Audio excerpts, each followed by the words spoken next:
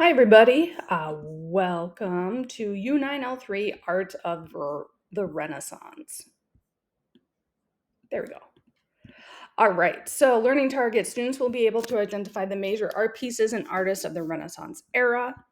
Your job today will be questions I will ask you directly on the Ed puzzle will be in blue text. Things and important concepts and like vocab words that I want you to write on your lesson 3 section of your study guide will be in red text. And of course, if you have any questions or comments, email me or come to office hours.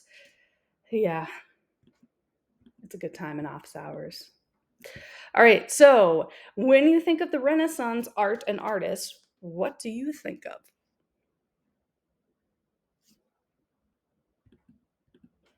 You probably think of a bunch of different things. So you probably think of some like really realistic paintings, like you see up here. Um, you might think of religious art. That is going to be kind of like the heart and soul of Renaissance is religious art. You'll also think of statues, especially marble statues, like this one here, which is also a religious piece.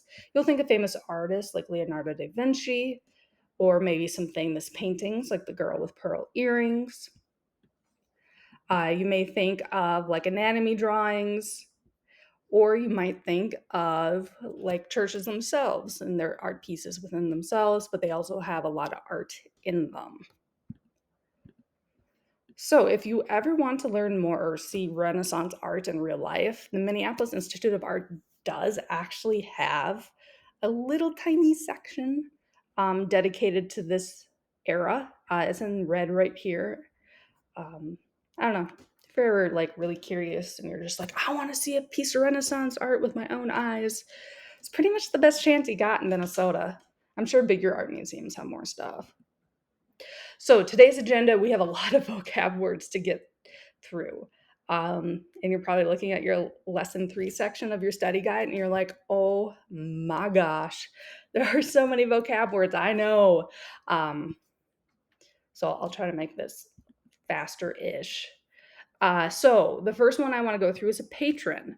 So what a patron is a rich person or rich people showing off their wealth through art. So pretty much it's bragging rights. They're like, I can afford this super cool art piece. So I'm gonna have it and brag to all my friends about it. I mean, that literally was it. In Renaissance time, typically art was made for religious purposes or for private homes. So they didn't have really like the cool museums like we have today, like the Minneapolis Institute of Art or anything. Um, you pretty much had to be rich to own a piece, and if you wanted to see a piece, you would have to go into a church.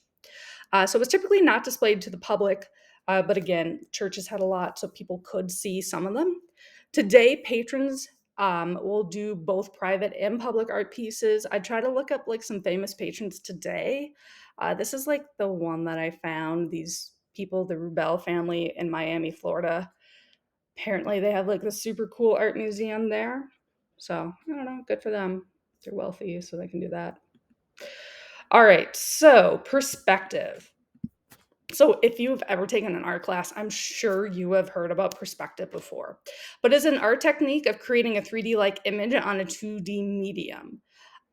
So the 2D medium would be like canvas or paper or whatever else artists use. I don't know. Filippo Brunelleschi, there we go. He was the first person on record to come up with this thing called linear perspective. And then it was named for him, called the Brunelleschi perspective. And I'll show you an example in the next slide. But pretty much what it was is that Filippo would study how objects, buildings, and landscapes changed, and lines changed depending on the distance and angle of its positioning.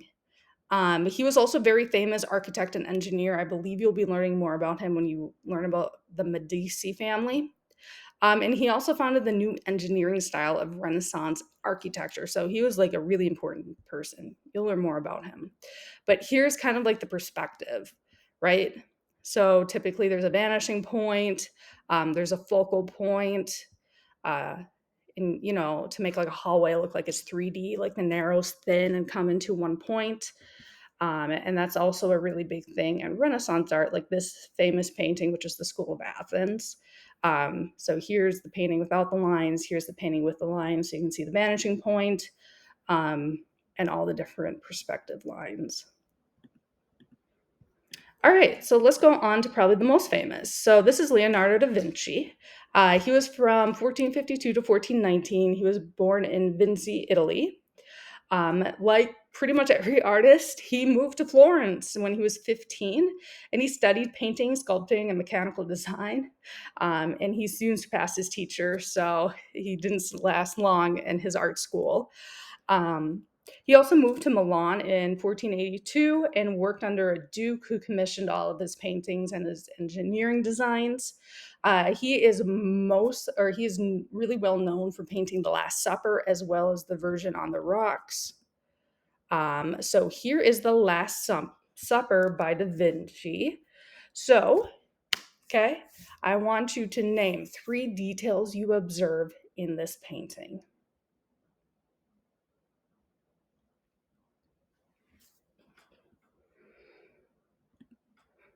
Yeah, there's a lot of details in this painting, right? Um, so in The Last Supper, Jesus is the prophet and son of God, according to Christians. He is right here in the middle. He is surrounded by his 12 closest followers, also called disciples. The Last Supper took place in the night that Jesus was arrested by the Romans and put into prison, where he was later crucified. Um, he was betrayed by one of his disciples, whose name is Judas, who turned Jesus over to the Roman police. That's how Jesus got arrested. And the Last Supper is really important to like Christianity, religious art, because it was the last time Jesus would eat with a meal with his disciples. So in the picture here, you can see Judas.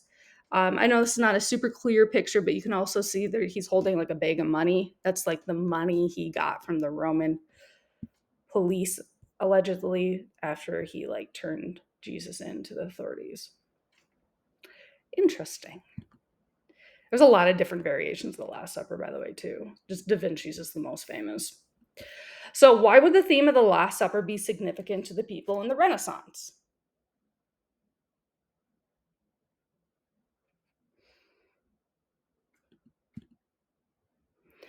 Yeah, it's just going to really circle around with that religious art theme, especially because this is like kind of the last moments of Jesus according to Christianity. That is just really significant to people to like show that, and as well as commissioning an artist to paint this because they can flaunt their wealth. All right, so more about Leonardo. Oh, it's Da Vinci, not Da Vinci. Sorry, typo. All right, so while in Milan, he observed nature and nature's engineering. He had a ton of notebooks that included his sketches and ideas about engineering as well as his like artistic ideas. That included like paintings, architecture, machinery, the structure of the human body, and his ideals for flight, actually. He did develop a plan for an airplane and a helicopter, which is about 400 years before the Wright brothers' famous flight. You know the Wright brothers? Have you guys like seen where they like fly, but they like fly like, I don't know, like 300 feet or something, and they just like crash. Um, but like, so the thought of flight was well before them. So here is his sketch about some sort of like airplane kind of thing. And then here's this thing with the helicopter with the spirals. So next would be the Mona Lisa. So why do you think the Mona Lisa is so famous today?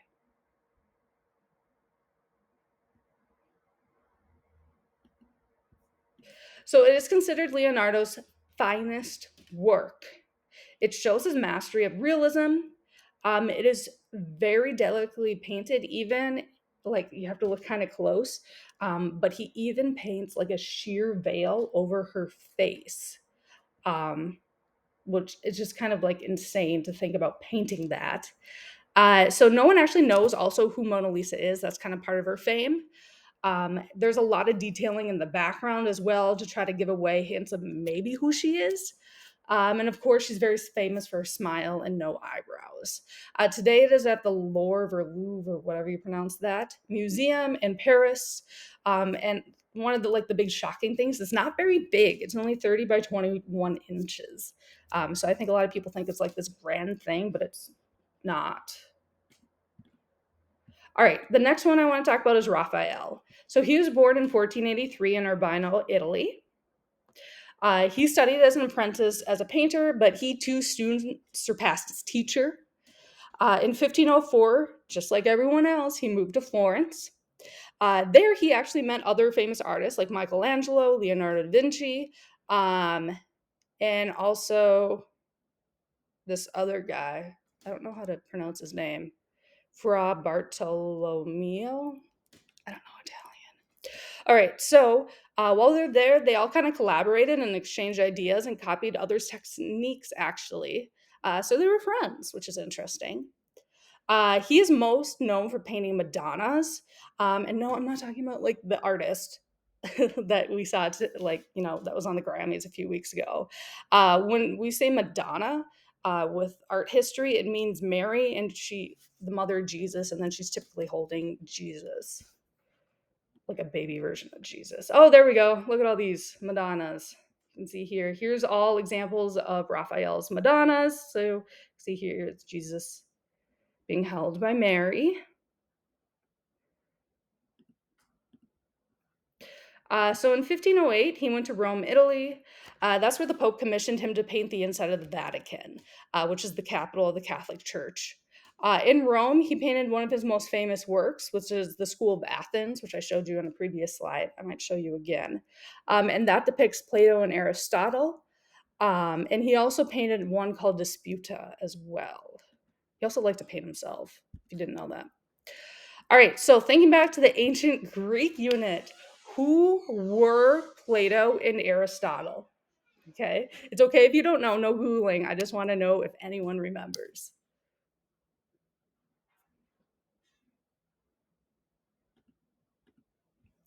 All right, so here is the School of Athens. Yeah, trying to think.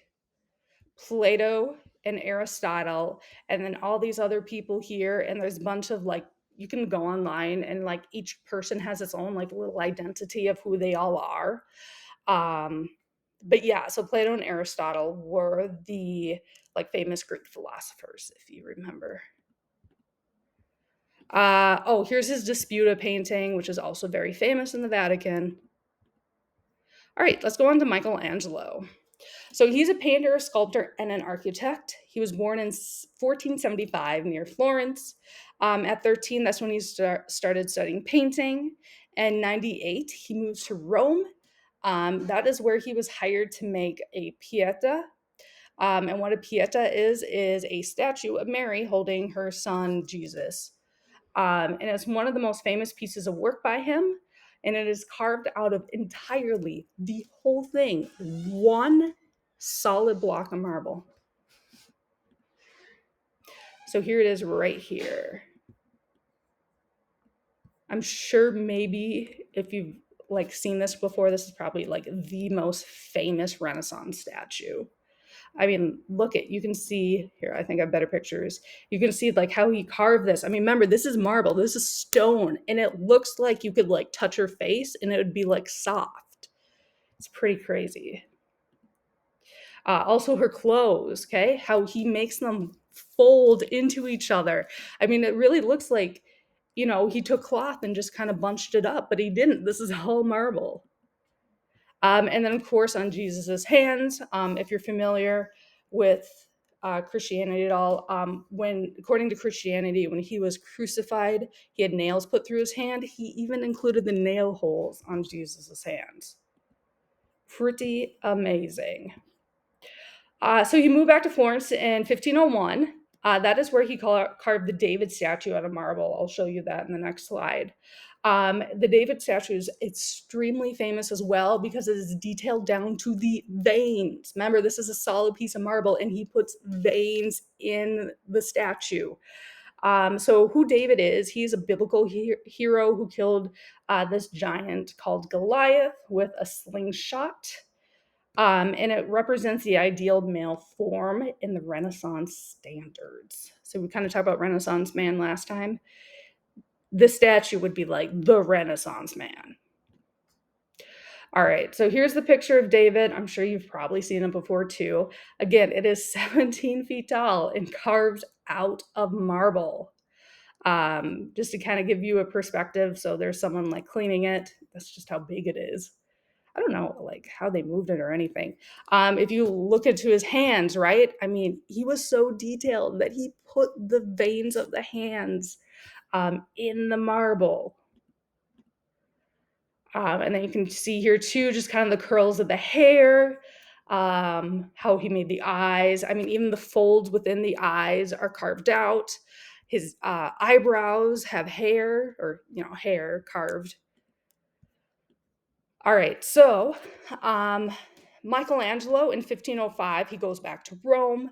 The Pope commissions him to paint the ceiling of the Sistine Chapel. What a chapel is kind of like a smaller version of a church. He spent 5 years plastering the ceiling, drying the plaster, and painting. He would paint laying down 60 feet in the air on scaffolding. Here's the modern rendition of like what he would be doing.